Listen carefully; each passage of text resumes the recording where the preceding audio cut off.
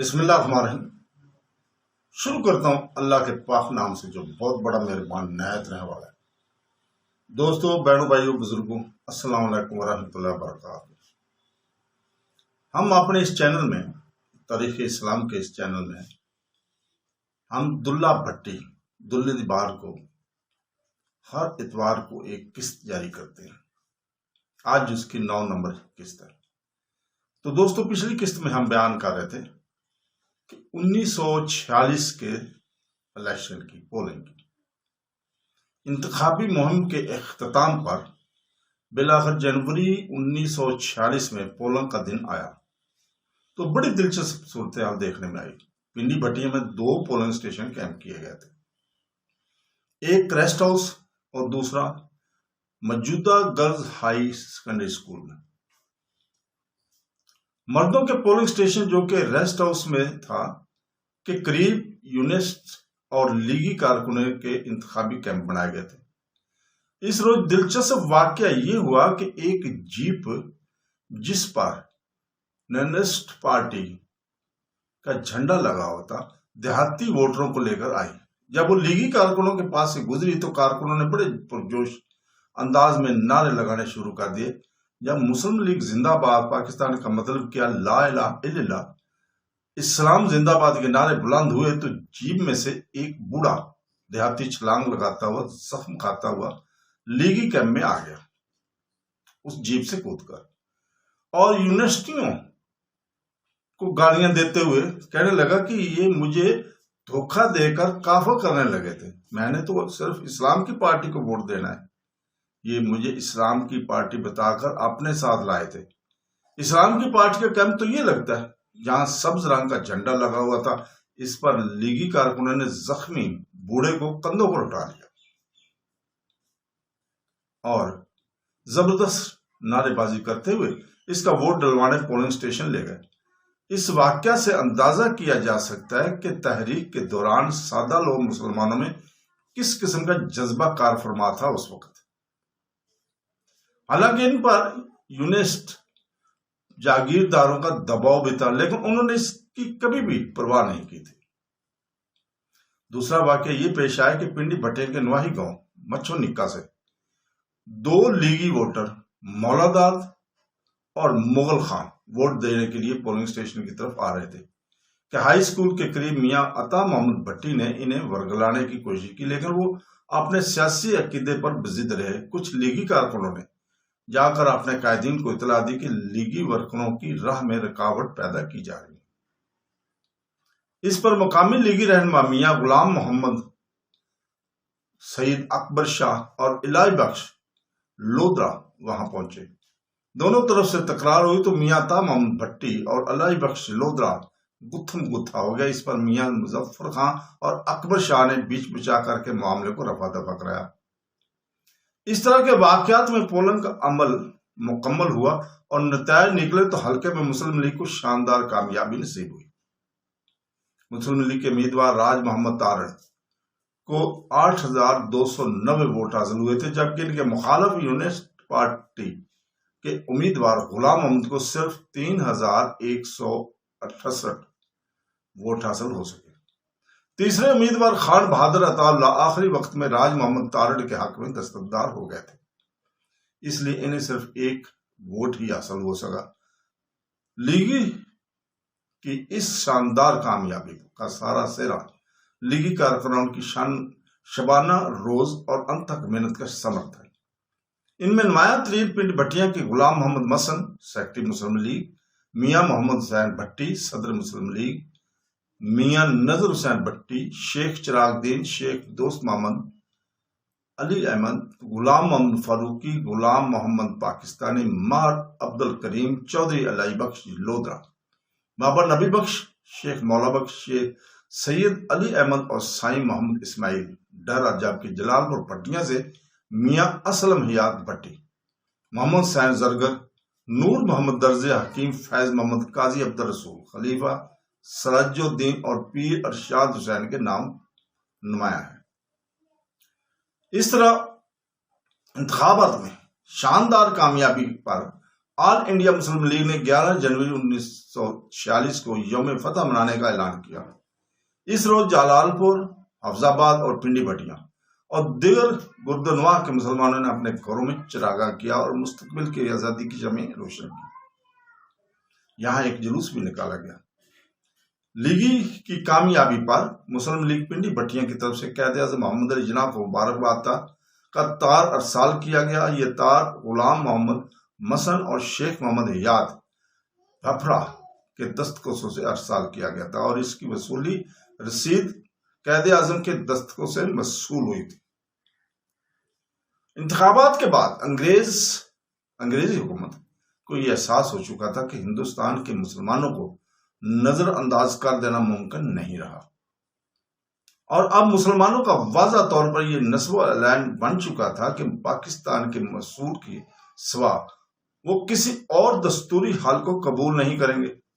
چنانچہ جب مارچ 1946 میں وزارتی مشن ہندوستان آیا اور اس نے اپنی آئینی تجاویز پیش کی تو ان میں پاکستان کی دھندلی سی تصویر موجود ہونے کی وجہ سے مسلم لیگ نے انہیں قبول کر لیا، مگر منصوبے کی ایک شق کے مطابق مسلم لیگ کو انگریزی حکومت نے عبوری حکومت بنانے کی دعوت دینے سے انکار کر دیا۔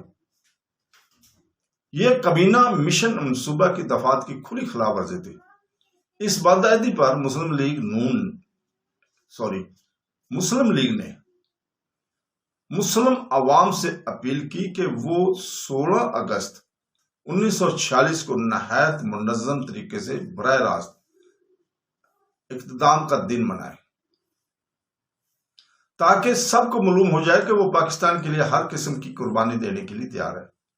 اس دن مسلم لیگ کی پنڈی بٹیاں شاخ اور دیگر پرائمری لیگوں نے مل کر حکومت برطانیہ کی بدعہدی کے خلاف ایک احتجاجی جلسہ کیا اور بعد میں جلوس بھی نکالا اور یہ ثابت کیا کہ وہ پاکستان کے قیام کے لیے کسی بھی قربانی سے دریغ نہیں کریں گے۔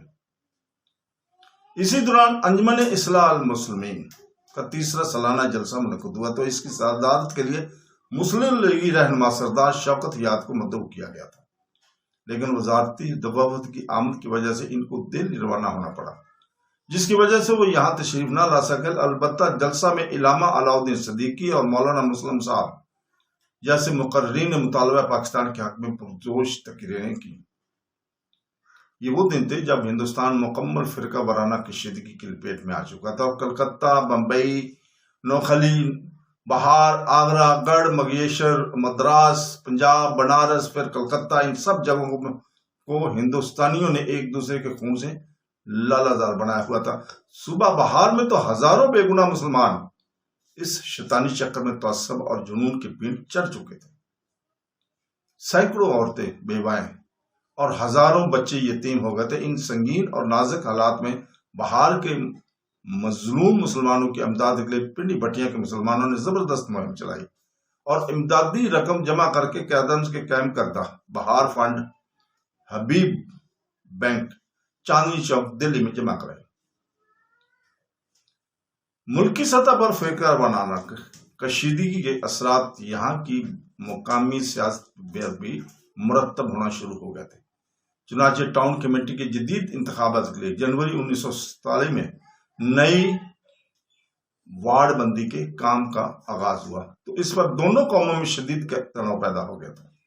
اس وقت قصبہ پنڈی بٹیاں میں مسلمانوں کی تعداد 3300، ہندوؤں کی 2000 اور سکھوں کی 300 تھی، مگر مردم شمار میں قصبہ کے ایک محلہ غریب پورہ کو شامل نہیں کیا گیا تھا۔ اس محلہ کی آبادی 500 نفوس پر مشتمل تھی اور لوگ زیادہ تر مزدوری پیشہ، مسلح اور موچی تھے، جو دوسرے لوگوں کی طرح ہر قسم کا راشن اپنے راشن کارڈوں پر قصبہ ہزار سے ہی لیتے تھے، مگر کسی مثالت کے متحد ان کو نظر انداز کیا گیا تھا۔ غربا کی اس بھاری تعداد کو حق رائے دہی سے محروم رکھنا ان کی سرعین حق تلفی تھی۔ اس کے علاوہ مسلمانوں کو وارڈوں کی غیر مساوانیہ تقسیم بندی پر بھی اعتراض تھا، چنانچہ ان کے نمائندوں نے اس مسئلہ پر کمشنر لاہور اور وزیر لوکل سیلف گورنمنٹ کے نام مراسلات ارسال کیے، لیکن ابھی یہ تناؤ جاری ہی تھا کہ پنجاب میں خضر وزارت کے خلاف مسلم لیگ نے سول نافرمانی کی تحریک شروع کر دی اور یہ مسئلہ ویسے کا ویسے ہی رہا۔ 1946 کے انتخابات کے نتیجے میں مسلم لیگ پنجاب کے سب سے بڑی جماعت بن کر سامنے آئی تھی۔ اگرچہ اس ایوان میں واضح اکثریت حاصل نہیں ہوئی تھی، لیکن دوسری تمام جماعتوں کے مقابلے میں واحد اکثریتی جماعت کے طور پر اسے وزارت بنانے کی دعوت دی جانی چاہیے تھی، لیکن یونسٹ کانگریس اور گورنر کی ملی بھگت سے مسلم لیگ کی بجائے دیگر تمام چھوٹی جماعتوں کی مخلوط حکومت قائم کر دی گئی اور خضر حیات ٹوانا وزیر اعلیٰ بنا دیے گئے۔ اس غیر نمائندہ مخلوط حکومت کے قیام کے رد عمل کے طور پر مسلمان پنجاب نے جلسے اور جلوسوں کا انعقاد شروع کر دیا۔ جب حکومت پنجاب نے پنجاب امینڈمنٹ ایکٹ کی دفعہ 16 کے تحت مسلم لیگ نیشنل گارڈ کو خلاف قانون قرار دیا، گورنر پنجاب نے پبلک سیفٹی ایکٹ کی دفعہ 27 کے تحت گارڈ کو وردی پہننے اور لیگ کا جھنڈا استعمال کرنے پر بھی پابندی عائد کر دی۔ اس حکم کے فوری بعد پولیس نے لیگ گارڈ کے لاہور دفتر پر چھاپا مارا اور وہاں موجود بہت سے لیگی کارکنوں کو گرفتار کر لیا۔ ان میں لیگ کے سرکردہ لیڈر بھی شامل تھے۔ مسلمان لیگ اسٹوڈنٹس فیڈریشن کے کارکنوں نے اس روز تحریک سول نافرمانی کا آغاز کر دیا۔ ہر جگہ جلسے جلوس نکلنے اور گرفتاریاں ہونے لگی۔ پنڈی بھٹیاں کے عوام اس موقع پر بھی پیچھے نہ رہے۔ یہاں لاہور سے لیگی کی طرف سے خفیہ ہدایت اس طرح موصول ہوتی کہ لیگی کارکن قائدین کی تحریری ہدایت کو مخصوص رومالوں میں بند کر کے لاہور سے سرگودا جانے والی بسوں میں سوار ہو جاتے اور راستے میں جتنے بھی قصبے اور مقامات آتے وہاں اپنے کارکنوں کو یہ رومال دے دیتے۔ پنڈی بٹیا کے نیشنل گارڈ کے کارکنوں کو بھی مرکزی دفتر سے